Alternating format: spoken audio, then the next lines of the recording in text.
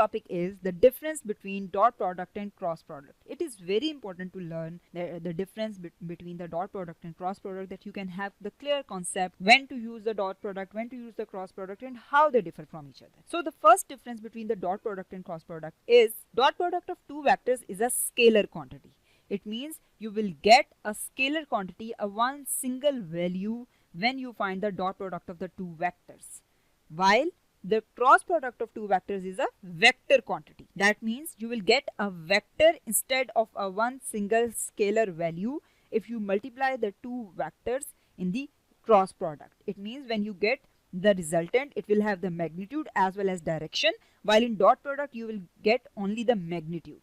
That is one single value, a scalar value. The second difference between the dot product and cross product is the dot product is also called as a scalar product, and because we will get a scalar quantity after multiplying the two vectors, and cross product is also called as the vector product. Why?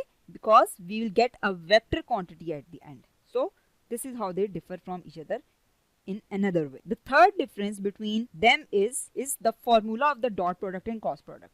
So the formula of the dot product is if A and B are any two vectors and their dot product, we have to place dot between the A and B, where A magnitude of A, magnitude of B, and cos theta. Theta is the angle between A and B.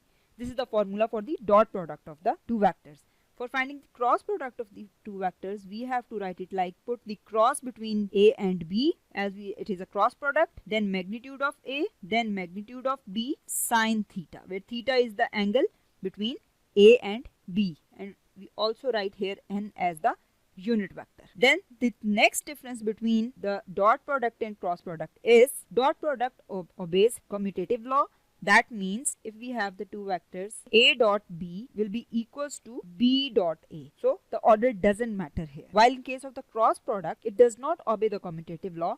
That means A cross B will not be equals to B cross A. It means we will have the different result if we change their order. Then the next difference between the two is dot product of two perpendicular vectors will be 0. Why?